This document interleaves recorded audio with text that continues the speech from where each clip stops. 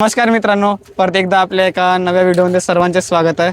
तर मित्रांनो, आपण सध्या संभाजीनगर जिल्ह्यामध्ये संभाजीनगर केसरी मैदान बघायला आलो आहोत आणि तिथे एक नंबरच्या मानकरी झालेला आहे फॉर्च्युनरच्या सर्जिया.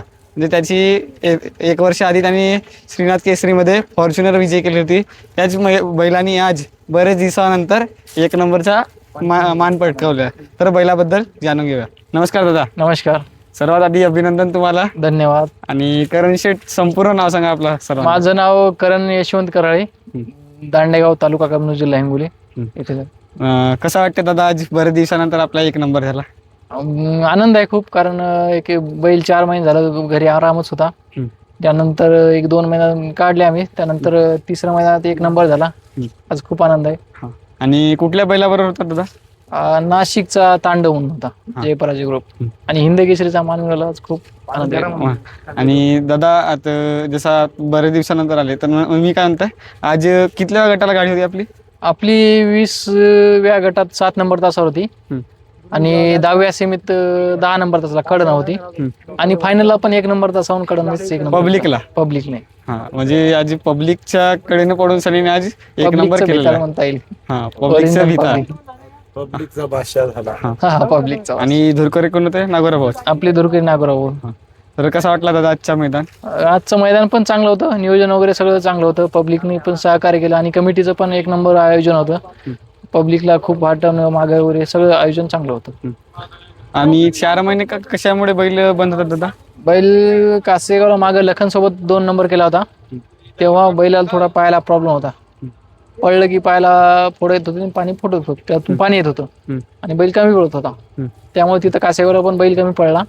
त्यानंतर आम्ही बैलाला निरीक्षण केलं, तसं झालं आम्हाला जाणवलं. बैल 4 महिने बैल आरामच ठेवला आम्ही.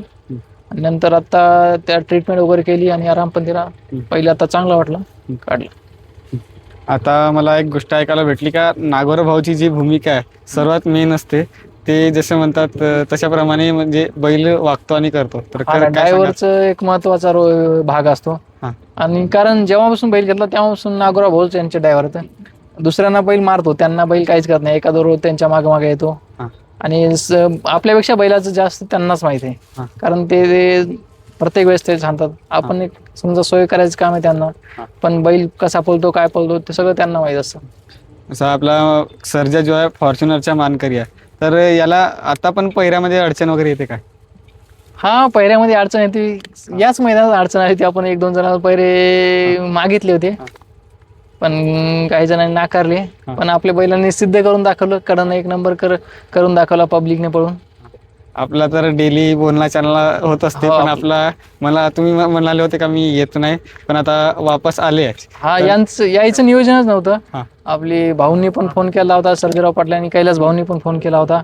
आपले राहुल विशाल भाऊ यांनी कॉल केला होता, पण यांच्या आग्रहावर आपण आलो. पैरा वगैरे तर झाला नव्हता? पैरा वगैरे नव्हता. परवाच्या रात्री पैरा झाला आपला, अचानक ठरला. आणि नंतर नशिबाजी असेल आपल्या 1 नंबरचा, ते झालं. आज भांगसी माता गडाच्या पायथ्याशी आज 1 नंबर झालेला आहे. देवाचा आशीर्वाद. आणि बैल पण आपला पळाला आज. त्यांनी साध्य करून दाखवलं. कोण कमी नसतं, वेळ सर्वांची असते. आपली आज वेळ आहे, मागे त्यांची वेळ असेल किंवा पुढे त्यांची वेळ असेल, पण आज सध्या आपल्याला सर्जांनी करून दाखवलं. हिंद केसरी, ओरिजिनल हिंद केसरी 1 नंबरचा मान आपल्याला त्यांनी मिळवून दिला. तर एका शायरी सांगा आपल्याकडे. शायरी तर आपल्याला जमत नाही, पण सर्जा नामी काफीवर मोठमोठे गार केले गंमत मध्ये. अभिनंदन दादा आज 1 नंबर झाल्याबद्दल. आणि सर्जा दातात वगैरे किती आहे? सर्जा आता दुसरा आहे, म्हणजे तब्बल 3-3.5 वर्षाचा. हा, आणखीन त्याचं खूप आहे, आणखीन खूप गार करू आपण. हो काय? आणि याच्यानंतर कुठल्या मैदानात जायची तयारी चालली? आता आणखीन मैदान, आता थोडं आराम आहे. एक भावाचं लग्न आहे घरी, 10-15 दिवस बैलाला आराम आहे, नंतर बघू आणखी. पश्चिम महाराष्ट्रवाल्यांनी आपल्या इकडे संभाजीनगरवाल्याकडे म्हणजे बंदी आली, तर त्यामध्ये फायदा झाला की तोटा झाला आपला? तसं सांगायला गेलं तर नुकसानच आहे आपलं, कारण काय त्या भागामध्ये बैलगाडी प्रेमी जास्त आहे. तर बैलगाडी प्रेमी जास्त म्हणण्यापेक्षा तो भाग अग्रेसर आहे, पैशामध्ये आला.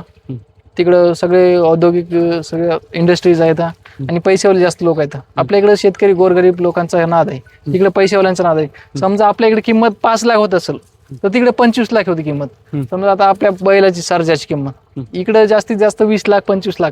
तिकडे कोटी रुपये किंमत बैलाची कोणी पण देईल असं विषय आहे. त्या भागात समजा शेतकऱ्यांचं गोरेगोऱ्यांचं नुकसानच झालं. जसा हा फॉर्च्युनरच्या मानकरी आहे तर याला तब्बल किती रुपयापर्यंत मागणी आली आजपर्यंत? आतापर्यंत बैलाला खरी खरी किंमत न सांगता अवघं लोक काही पण सांगतात.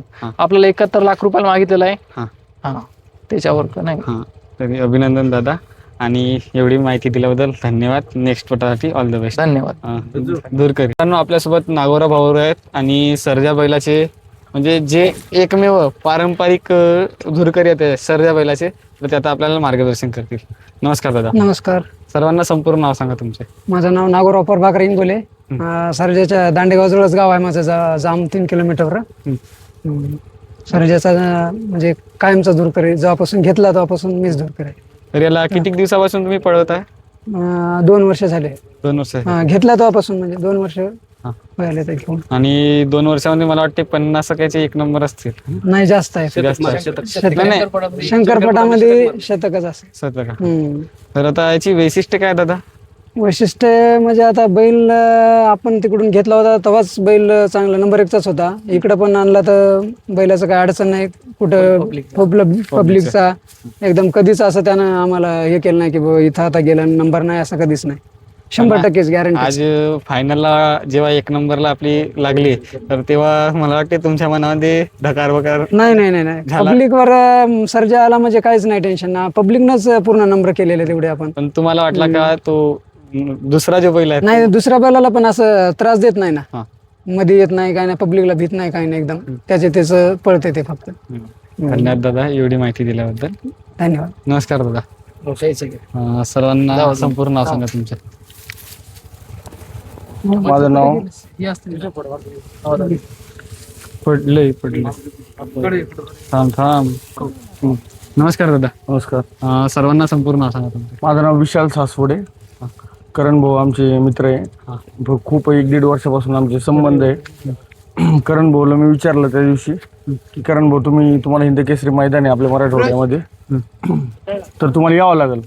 करण भाऊने मला साफ सांगितलं की आपला थोडी अडचण आहे पायरीची, मी येणार नाही. करण भाऊला मी सांगितलं तुम्हाला काही करून यावंच लागेल, असं हिंद केसरी मैदान तुम्ही सोडू नका. मग त्याच्यानंतर मग करण भाऊनी थोडं नियोजन केलं. मग त्याच्यानंतर आम्ही आलो आणि आज आमचा 1 नंबर झाला. तर सर्जा बैलाबद्दल मला सांगायचं म्हणजे एकदम शिस्तीत पळणार बैल आहे. आणि आज आम्ही 1 नंबर तासावर जितकी पण पब्लिक होती तितकी पब्लिक आम्ही म्हणजे जेवढी 100% जेवढी काढण्याचा प्रयत्न जेवढा करता येईल आम्हाला तेवढा आम्ही केला. आणि आज आमच्या बैलाचा 1 नंबर झाला. म्हणजे तुमच्याच मार्गदर्शनाखाली आज सर्जाचं नियोजन वगैरे झालं? नाही, आता हे मी नाही सांगणार, हे करण भाऊ सांगतील. आता सर आमच्या मार्गदर्शनाखाली झालं नाही. फक्त मग आपण काय असतो, करण भाऊ आपले मित्र आहे, सल्ला कोणाला ज्ञान 1-2 शब्द दिल्याने कधी पण वाढतं. करण भाऊला मी सांगितलं, करण भाऊ तुम्ही या, तुमचा आपला 1 नंबर होऊ शकतो. आणि करण भाऊ आले आणि 1 नंबर झाला. धन्यवाद दादा एवढी माहिती दिल्याबद्दल. आता लई वेळ झालेली आहे. तर मित्रांनो, चॅनलला सबस्क्राईब करा आणि व्हिडिओला लाईक करा.